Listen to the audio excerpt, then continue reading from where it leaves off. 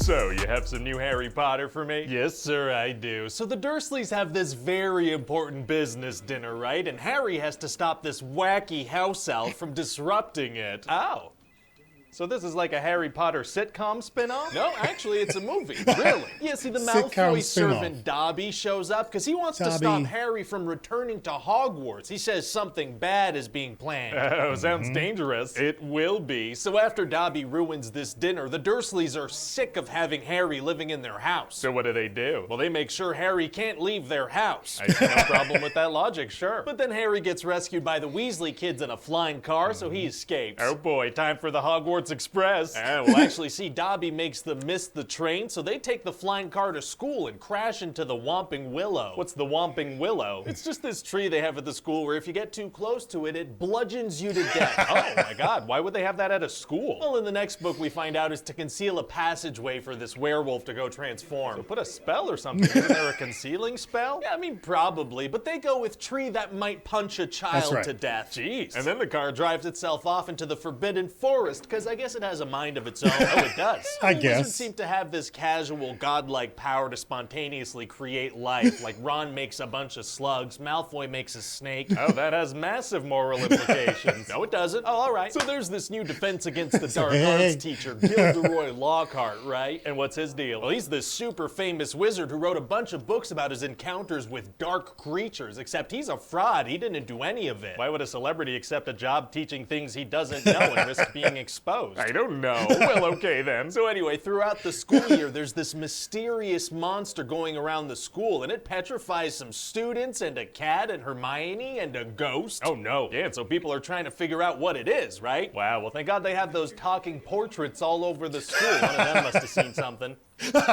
No. All right. And so the only way to unpetrify these people is to make this potion using mandrakes, but they take a while to mature. And how are they planning on unpetrifying the ghost? Oh, off screen. Oh, perfect. So everybody's trying to figure out who's responsible for this, you know? And people suspect Harry. How come? Oh, the whole school sees him during a silent night walk. You know when you walk with your whole school through the hallway silently together? That's not a thing. It might be. And then also Hagrid gets blamed, so he gets sent to Azkaban prison. Oh, no. Yeah, so he tells Harry and Ron to go talk to a giant spider in the forest. Seems dangerous, kind of messed up that he sent them there. Yeah, and so this giant spider's like, yeah, Hagrid's innocent. I guess that's why he sent you, to clear his own name. Anyway, now my children will eat you. Oh man, it's gonna be hard to get out of that situation. Actually, it's gonna be super easy. Barely an inconvenience. Oh, really? Yeah, because out of nowhere, that magic car shows up, because it can think for itself, which isn't a horrifying thought, I guess. A machina ex machina, as the Italians would say. They wouldn't say that. So eventually we find out that Ginny is actually being manipulated by the diary of Voldemort. She's the bad guy. Yeah, and so she's the one who opened this Chamber of Secrets place in the school and set the monster free. And so what is this monster? It's called a basilisk, and it's this massive snake that was moving through the school's plumbing. Jeez, how big are the school's pipes? These wizard kids eat a lot, sir. Food just kind of appears. That's a good point. That's a lot of food. And if you make eye contact with the basilisk, you die. But everybody saw it indirectly, so they were petrified. And the giant snake doesn't eat anyone afterwards? No, it just spooks them, then back to the poop tubes. Got it. And so how did they figure all this out? Well, one day Ginny had decided to dispose of the diary by throwing it in a toilet. That is how people get rid of books. And Harry found the book, so obviously he kept it. Can't blame him. Toilet books are tight. And so Harry DMs with Voldemort for a little bit because his 16-year-old self is preserved in the diary. A little chat sesh with Voldemort. So eventually Harry and Ron head into the Chamber of Secrets with Professor Lockhart because Ginny's been taken down there. Oh, that seems like the worst teacher they could bring. Yeah, and he is, because he tries to erase their memories to take credit for all their bravery. Does it work? No, because he uses Ron's broken wand, so it backfires and he erases his own memory, which is perfect because now Ron can stay back with him. Why is that a good thing? Oh, because Harry's the main character and it's cooler if he goes alone. That is true. So then Harry meets Voldemort, except he used to go by Tom Riddle, and he shows Harry some cool wordplay he did to come up with his name. Wow, two guys in robes doing wordplay in the basement. It's kind of crazy that this is going to make like $1 billion. So it does get a little more exciting, sir, because Harry has to fight a basilisk now. Oh man, it's gonna be hard to stand a chance against that thing. Actually, it's gonna be super easy. Barely an inconvenience. Oh, really? Yeah, because Dumbledore's Phoenix Fox shows up out of nowhere and he pokes the basilisk's eyes out and gives Harry a sword and heals him when he gets hurt. Should this maybe be called Fox in the Chamber of Secrets? Seems like he's taking care of of pretty much everything. Well, Harry does a couple things. He stabs the snake and he stabs a book. A very stabby wizard. What else does he stab? That's it for the stabbing. And so Dumbledore's so happy that Harry killed the snake and stabbed a book that he cancels everybody's exams.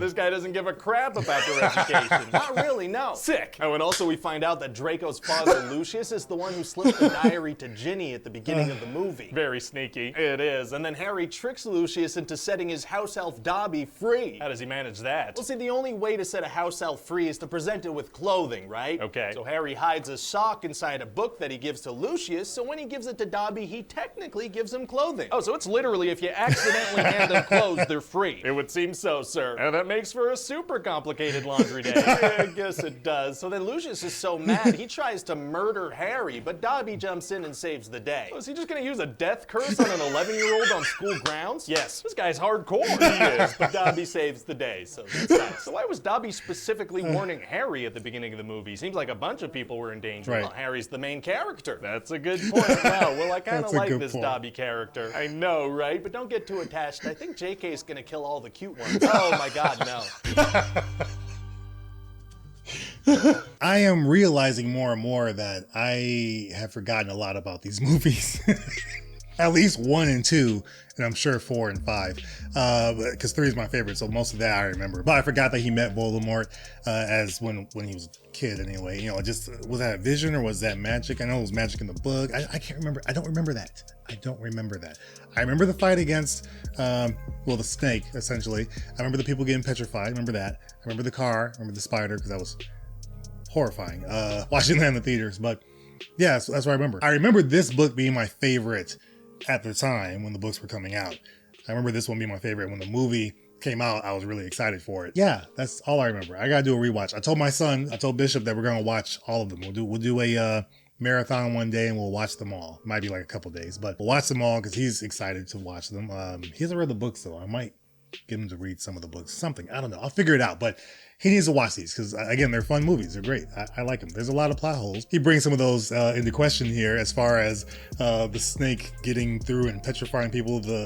All the portraits should have seen something because they see everything. They talk all the time. So little things here and there that, yes, do they make sense? No. Are there other ways they could have gone about telling the story in certain aspects? Sure. There's certain things that could have made more sense. I don't know, but still fun. Did you enjoy this reaction? Did you enjoy this video from Ryan George and Screen Rant? Again, he's hilarious. He's great. I know he's taking a break recently with the pitch meetings, which he is so deserving of. It's very well deserved because he's done so much for like 4 years. So every week putting these out. Uncharted will be the next pitch meeting coming out on the 22nd based on what he put on Twitter. So look for that. I'm hoping to see that maybe this week, the movie. But that way I'll be ready for the pitch meeting when he does that next week. But hopefully you guys enjoyed this. I appreciate you guys, members, subscribers, watchers, however you support.